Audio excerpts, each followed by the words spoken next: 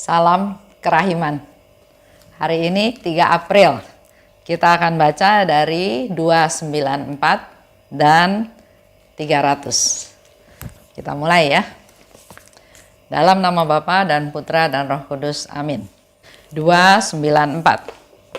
Pernah Tuhan berkata kepadaku, bersikaplah seperti seorang pengemis yang ketika menerima lebih banyak derma daripada yang ia minta, tidak keberatan, tetapi berterima kasih dengan lebih berapi-api.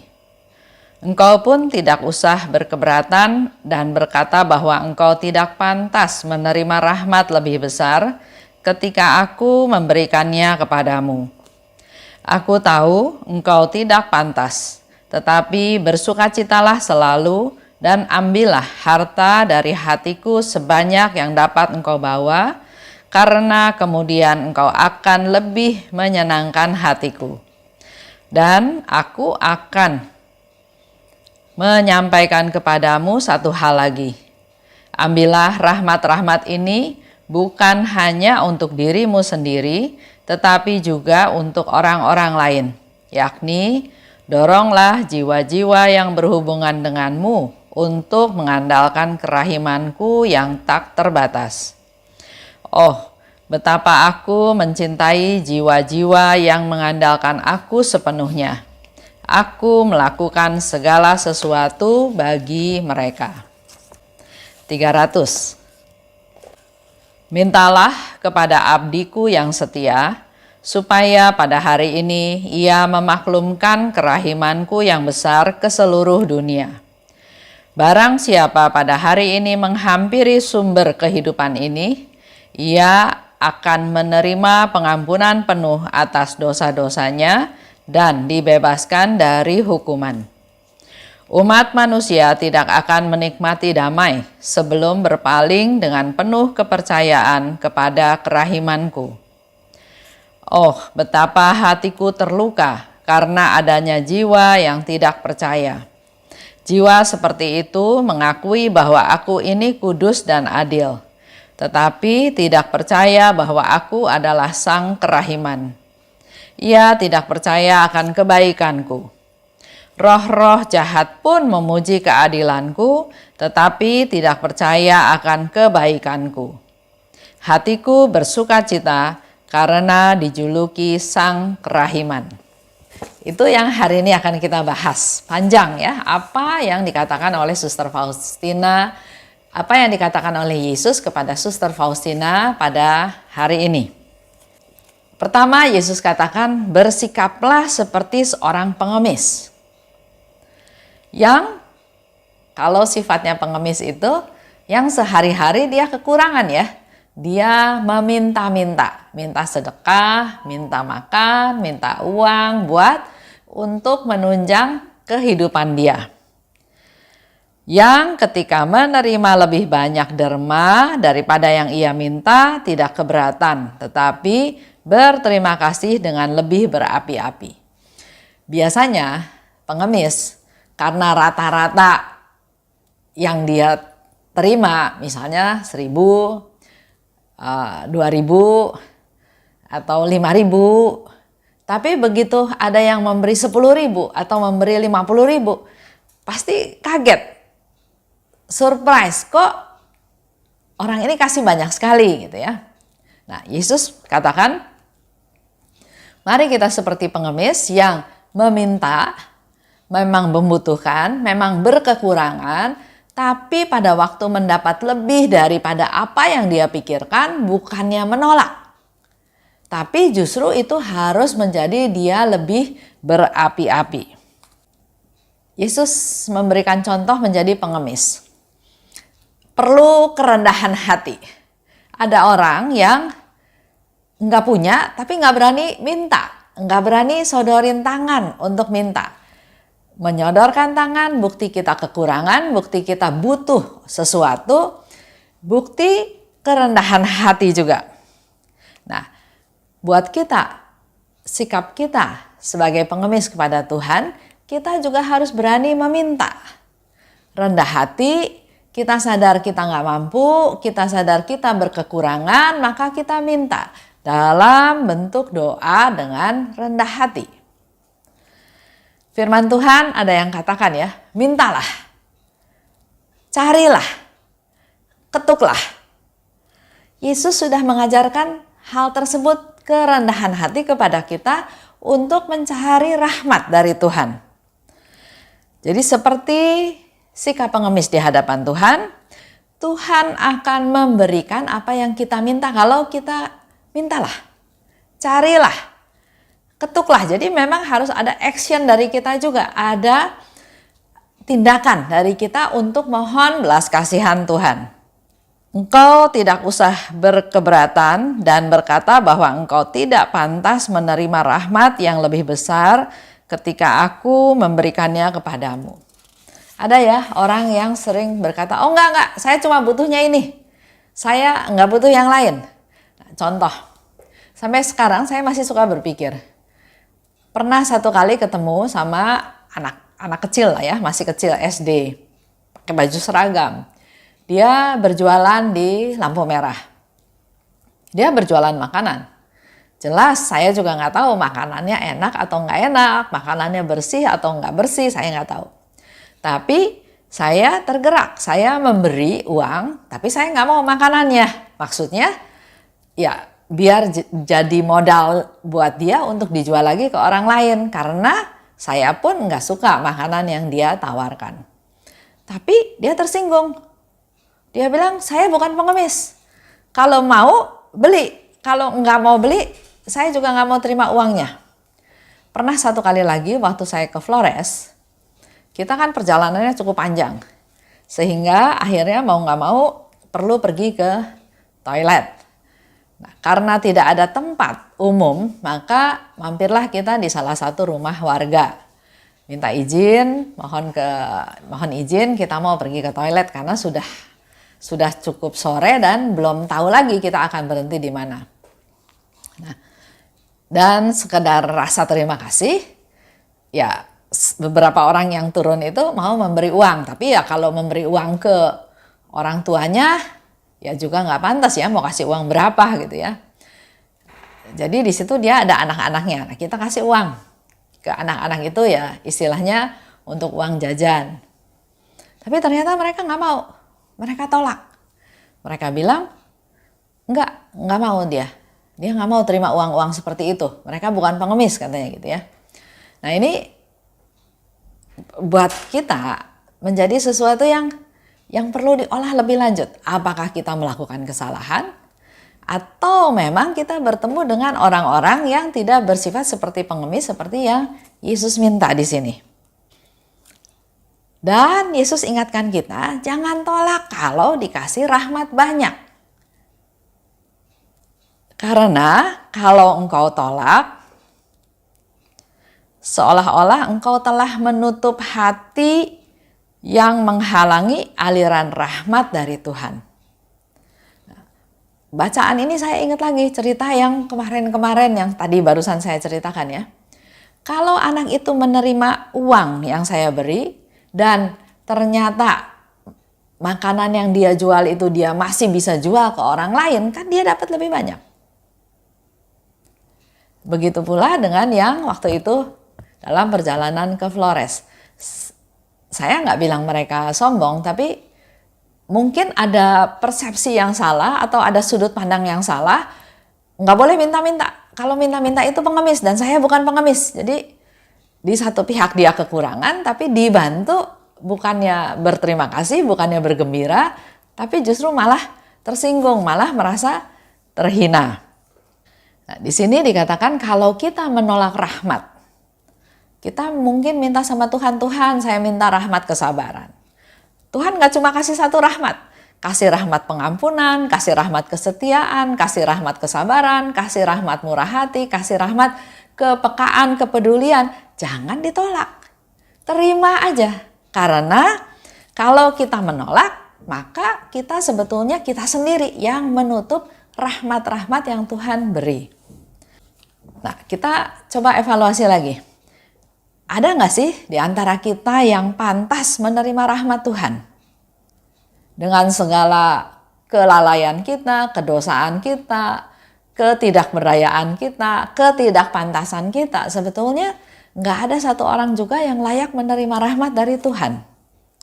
Tapi kalau Allah memberi, Dia pasti memberi dengan dasar mengasihi, bukan menghina, bukan dengan tujuan lain. Allah itu kasih, maka apa yang Dia beri pasti dasarnya karena Dia mengasihi. Padahal memang manusia nggak pantas untuk menerimanya karena dengan segala macam kelalaian dan kedosaan kita. Justru, nah di sini ya perlu kita renungkan bersama. Setiap menolak rahmat adalah suatu kesombongan. Dan kesombongan itu merintangi karya Tuhan.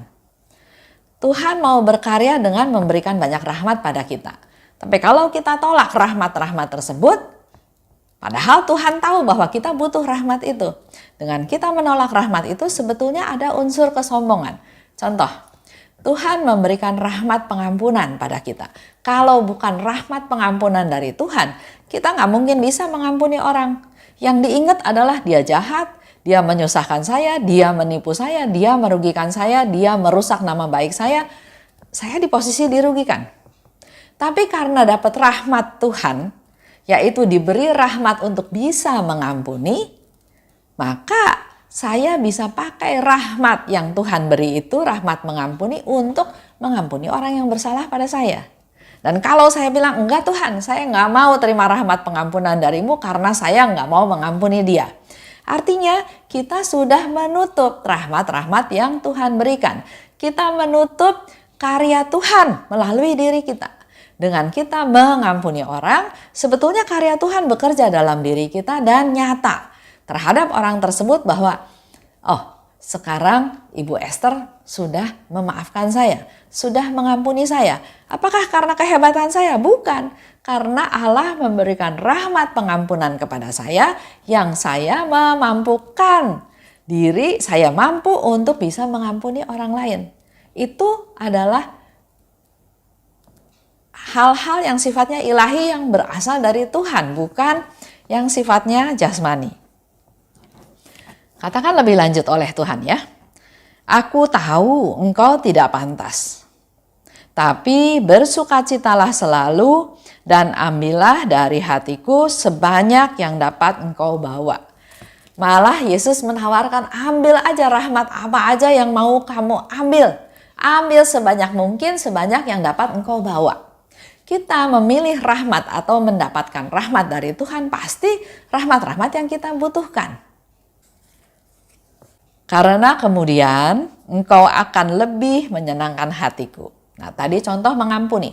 Kalau saya menerima rahmat pengampunan dari Tuhan, saya diberi rahmat untuk mampu mengampuni, dan saya terima rahmat tersebut untuk saya berikan kepada orang-orang yang menyusahkan saya. Berarti karya Tuhan di situ terjadi dan pasti Tuhan akan lebih senang. Karena ada pengampunan, ada pemulihan, ada rekonsiliasi relasi antara saya dan orang itu. Ambil sebanyak mungkin rahmat. Maka akan makin menyenangkan hati Yesus. Itu yang Yesus katakan pada Suster Faustina.